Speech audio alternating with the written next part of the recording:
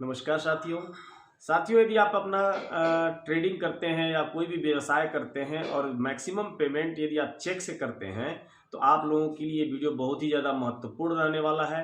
इस वीडियो को शुरू से अंत तक जरूर देखें और बने रहें ताकि इस वीडियो में बताई जाने वाली सुप्रीम कोर्ट की गाइडलाइंस को अक्षरशः आप सुन सकें, समझ सकें कि क्या है पूरा मामला। सुप्रीम कोर्ट ने चेक बाउंस मामले पर कौन सी गाइडलाइन दी है। दोस्तों पहले समझते हैं कि क्या होता है चेक बाउंस। दोस्तों जब हम किसी को पेमेंट करने के लिए कोई चेक प्रदान करते हैं और उस चेक को अगला यानी कि जिसे चेक दिया जाता है वो जब अपने बैंक में लगाता है और खाते में पर्याप्त धनराशि न होने के कारण उसे वापस कर दिया जाता है तो इस प्रक्रिया को चेक बाउंस कहा जाता है। लेकिन क्या केवल अपर्याप्त धनराशि ही चेक बाउंस का कारण है? तो इसका उत्तर है नहीं। चेक बाउंस होने के और भी तमाम कारण हो सकते हैं, जैसे सिग्नेचर मिसमैच या ओवर राइटिंग या डेट एक्सपायर्ड या कहीं कटपिट हुआ हो। इन सब कारणों से भी चेक बाउंस हो जाते हैं।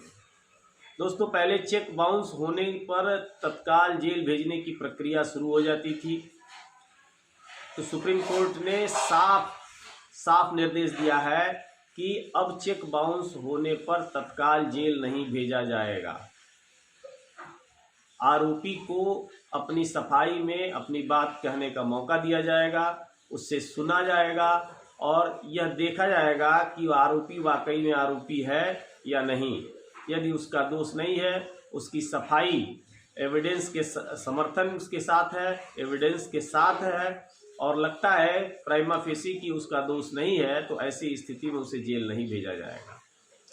तीसरा पॉइंट है दोस्तों, कौन कौन से कानून लागू होते हैं। जनरली चेक बाउंस में निगोशिएबल इंस्ट्रूमेंट एक्ट के सेक्शन 138, 139, 142 ही ज़्यादा महत्वपूर्ण होते हैं और इन्हीं धाराओं के अंतर्गत चेक बाउंस के मामले न्यायालय में विरचित किए जाते हैं या ट्रायल इन्हीं मामलों में चलता है चेक बाउंस का मामला।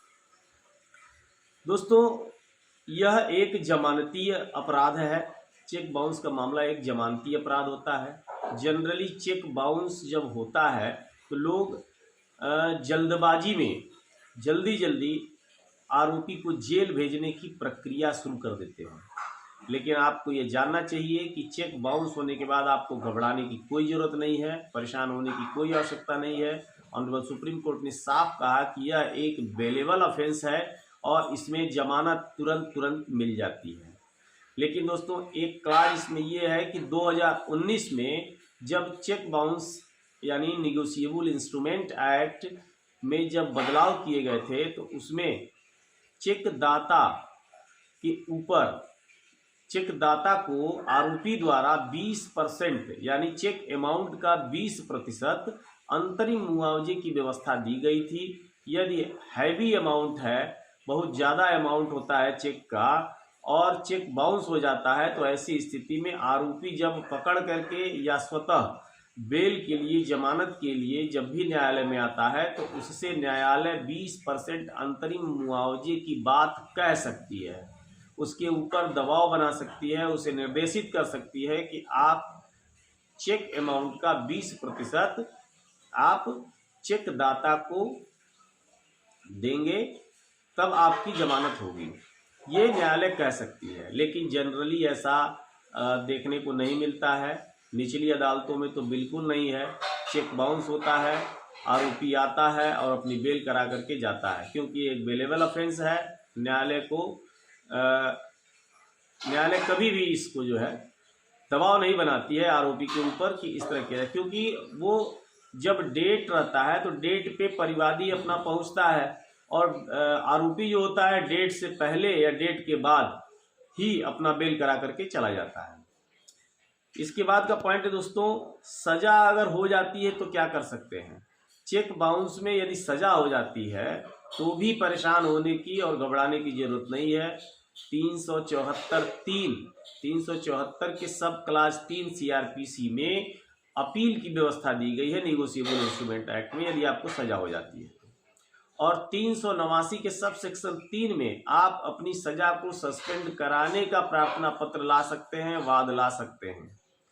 तो और वो तब तक लाई करेगा जब तक आपकी अपील पर सुनवाई पूरी नहीं हो जाती है, अपील आपका निस्तारित नहीं कर दिया जाता है, तब तक आपको जेल नहीं होगी सजा हो जाने के बावजूद भी। सजा कितनी होती है दोस्तों? निगोशिएबल इंस्ट्रूमेंट एक्ट में 2 वर्ष का कारावास है और पेनल्टी है।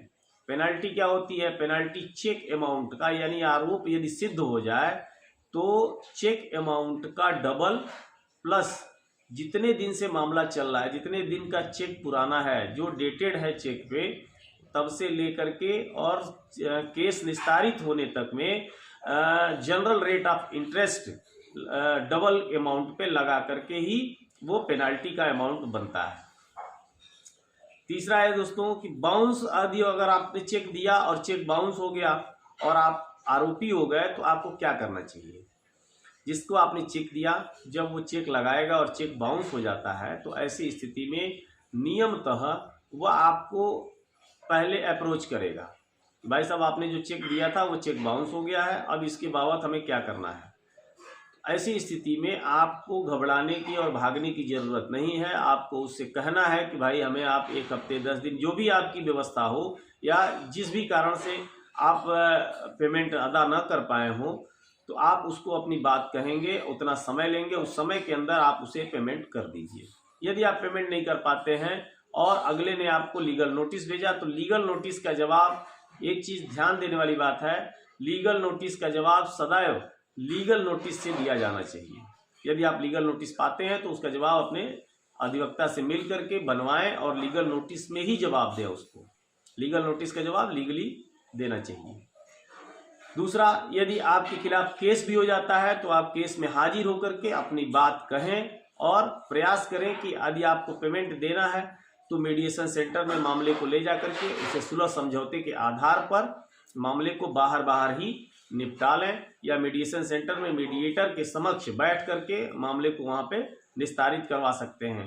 कम से कम पेनाल्टी आपको डबल नहीं देनी पड़ेगी, जनरल रेट ऑफ इंटरेस्ट नहीं देना पड़ेगा, और इतने दिन जो मुकदमे चलेंगे उस मुकदमे में आपको पैरवी करने से आप बच जाएंगे। चेक भरते समय दोस्तों कौन कौन सी बातों का ध्यान रखें कि चेक बाउंस ना हो।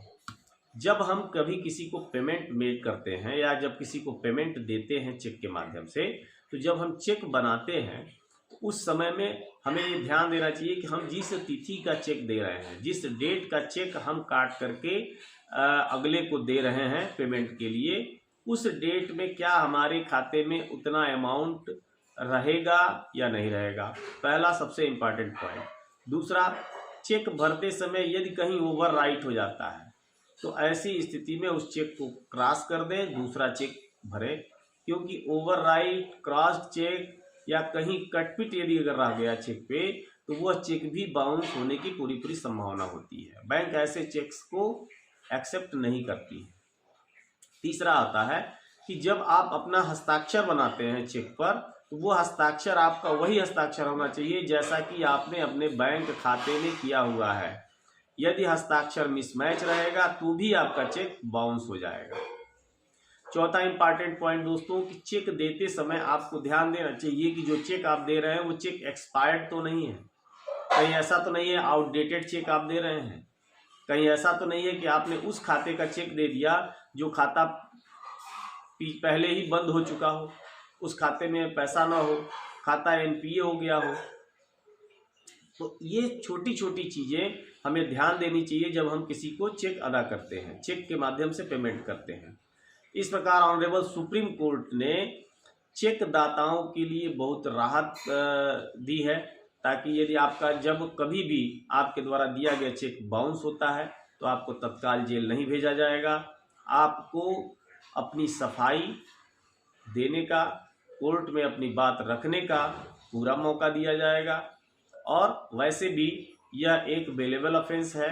जब कभी भी आपके खिलाफ कोई मामला इस तरह का बनता है चेक बाउंस का, तो आप तत्काल कोर्ट से बेल करा सकते हैं और मामले में कहीं भी किसी भी पॉइंट पे मीडिएशन में जाकर के अपना मामला, यदि पेमेंट देने का आपका मन होगा तो आप इसमें तत्काल सुलह भी कर सकते हैं। किसी भी पॉइंट पे एनआई एक्ट के मामले में आप पेमेंट दे करके सुलह कर सकते हैं और मुकदमा अपना समाप्त करा सकते हैं। वो दोस्तों, यदि हमारे द्वारा बनाए गए कंटेंट आपको पसंद आ रहे हों तो हमारे वीडियो को ज़्यादा से ज़्यादा लाइक, शेयर और सब्सक्राइब जरूर करें, और सब्सक्राइब करने के बाद बेल आइकन जरूर प्रेस करें ताकि हमारे द्वारा दी जाने वाली जानकारी आप लोगों को तत्काल पहुंच सके। इस वीडियो में इतना ही, फिर अगली वीडियो में मैं पुनः मिलूंगा एक नए टॉपिक के साथ। तब तक के लिए धन्यवाद। जय हिंद।